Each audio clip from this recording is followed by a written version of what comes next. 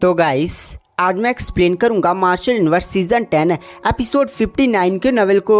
तो गाइस अगर आपको हमारी इस वीडियो की एक्सप्लेनेशन पसंद आती है तो चैनल को लाइक सब्सक्राइब जरूर करें। अगर आपने हमारे पिछले किसी भी एपिसोड को मिस कर दिया है, चाहे वो सीजन 4 से लेकर सीजन 10 तक ही क्यों ना हो, तो एक बार चैनल के प्लेलिस्ट में जाकर वहां पर चेकआउट जरूर करें। तो गाइस चलिए बिना किसी देरी के आते हैं कहानी की मेन स्टोरी लाइन पर। तो इस एपिसोड की स्टार्टिंग वहीं से होती है जहां से पिछला एपिसोड खत्म हुआ था। पिछले एपिसोड के एंड में हमने लिंगडोंग को देखा था जिसने अपने 3 महान खजानों का यूज करते हुए उस जॉम्बी को रिफाइन कर दिया था और हमें उस जॉम्बी का नाम पता चला था जिसका नाम था एल्डर झुओ फेई। और एल्डर झुओ फेई ने थंडरबोल्ट पैतृक प्रतीक के बारे में बताया था कि थंडरबोल्ट पैतृक प्रतीक थंडर वर्ल्ड में मौजूद है और थंडर वर्ल्ड में जाने के लिए तुम्हें 3 सिल्वर टावर की जरूरत पड़ेगी। तुम्हारे पास एक है, 2 और चाहिए। तो गाइस यहाँ पर लिंगडोंग भी सोचता है यहाँ पर तो ये काफ़ी ज़्यादा बड़ी मुसीबत है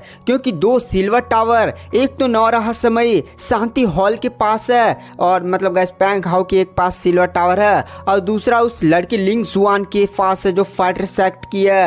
इन्हीं दोनों के पास दोनों सिल्वर टावर मौजूद हैं और इन दोनों से सिल्वर टावर छीनना ये काफ़ी ज़्यादा बड़ी मुसीबत वाला काम है। वहाँ पर एल्डर झुओ फेई बताते हैं कि दरअसल इस जब तुम झील से बाहर निकलोगे। हाँ गाइस एक इम्पॉर्टेंट बात, और दरअसल थोड़ा सा पिछले एपिसोड में मैंने गलत बता दिया था कि वो लोग घाटी के अंदर जा रहे हैं, मतलब घाटी के अंदर नहीं बल्कि वो लोग अब जैसे नहीं थोड़ा सा अटैक हुआ था तो सारे लोग अब गुफा से बाहर आ चुके हैं। दरअसल गुफा से नहीं गाइस झील से बाहर आ चुके हैं। तो झील से बाहर आ चुके और इस एरिया मतलब ये लोग गुफा से नहीं एक अजीब से वर्ल्ड में आए थे तो वर्ल्ड ज़्यादा बड़ा नहीं था तो और मतलब वर्ल्ड को पूरा इन्वेस्टिगेट करना था। तो वो लोग पूरा वर्ल्ड को इन्वेस्टिगेट करने के लिए और खोजने खाजने के लिए खजाने आगे बढ़ रहे थे।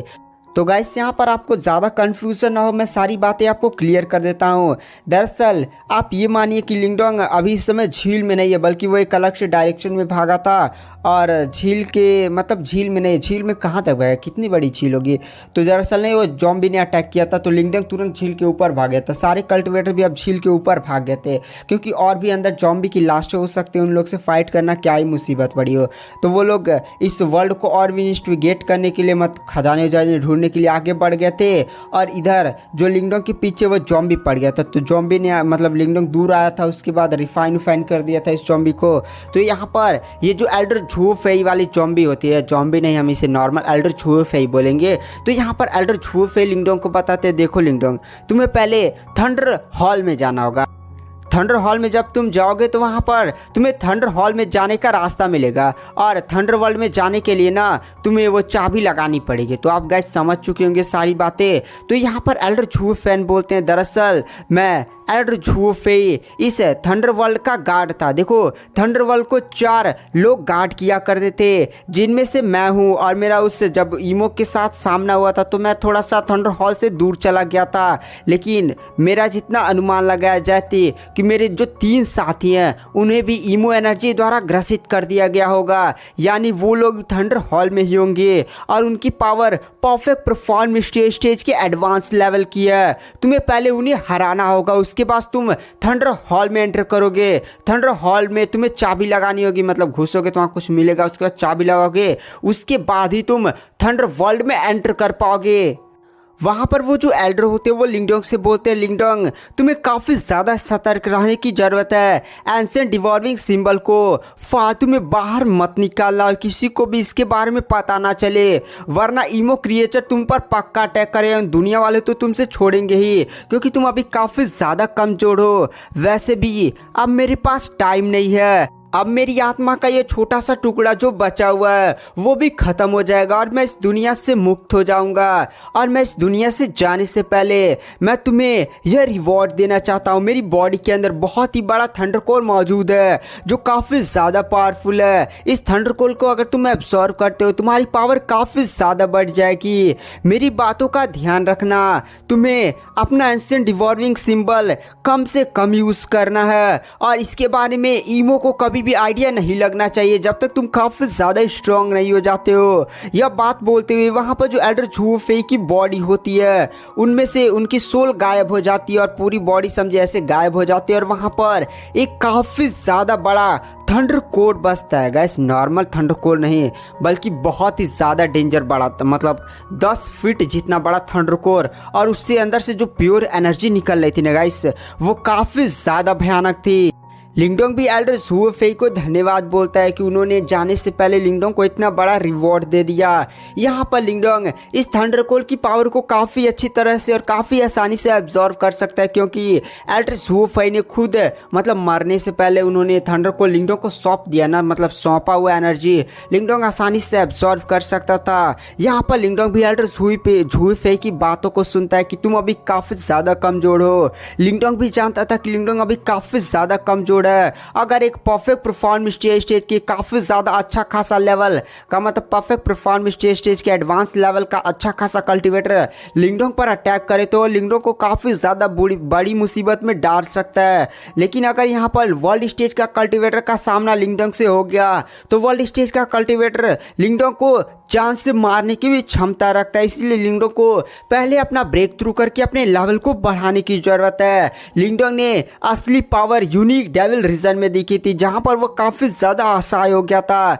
वो नहीं जब युआन गेट के 3 सुप्रीम एल्डर ने लिंगडोंग पर अटैक किया था तो लिंगडोंग वही सिचुएशन के बारे में सोच रहा होता है। वहाँ पर लिंगडोंग भी यह डिसाइड करता है कि वह थंडर कोर की पावर को एब्जॉर्व करेगा।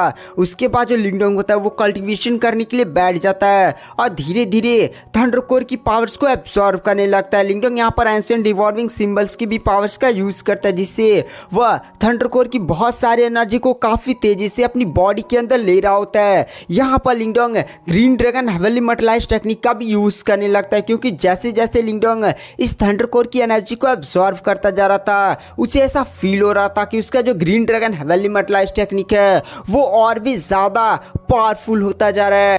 गाइस यहाँ पर जो लिंगडोंग होता है उसने लमसम आधा दिनों तक कल्टीवेट किया था। इन आधा दिनों में लिंगडोंग ने काफ़ी ज़्यादा बड़ी मात्रा में उस थंडर कोर की एनर्जी को एब्जॉर्व कर लिया था, मतलब 1/4 हिस्सा समझिए एब्जॉर्व कर लिया था। लेकिन थंडर कोर 10 फीट का था तो समझिए अब 8 फीट का हो गया था। समझिए इतना बड़ा, इतना ज़्यादा प्योर एनर्जी थी। साथ ही साथ हमें green dragon heavenly multiplies technique में काफ़ी ज़्यादा बड़ी बढ़त देखने को मिली थी। दरअसल पहले लिंगडोंग 24 ड्रैगन टैटू बना सकता था, मतलब रियल माना जाए तो लमसम लिंगडोंग 10 ड्रैगन टैटू अपने से हमेशा बना सकता था। लेकिन अब लिंगडोंग अपनी बॉडी पर 35 ड्रैगन टैटू बना सकता है।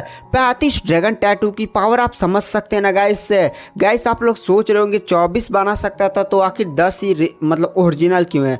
तो आपको याद होगा लिंगडोंग चावटिक टावर में गया था, जहाँ पर लिंगडोंग को वो अजीब सी बैगनी कलर की त्वचा मिली थी। उस बैगनी कलर की त्वचा के कारण लिंगडोंग की green dragon heavenly multiplies technique में बढ़त मिली थी और लिंगडोंग 24 ड्रैगन टैटू बना सकता था। लेकिन लास्ट के जो 14 थे ना वह केवल एक बार यूज़ किया जा सकता था। और लिंगडोंग ने अभी कुछ एपिसोड पहले पैंग हाउस से फाइट किया था तो उसी 20 ड्रैगन टैटू का यूज़ नहीं कर दिया था।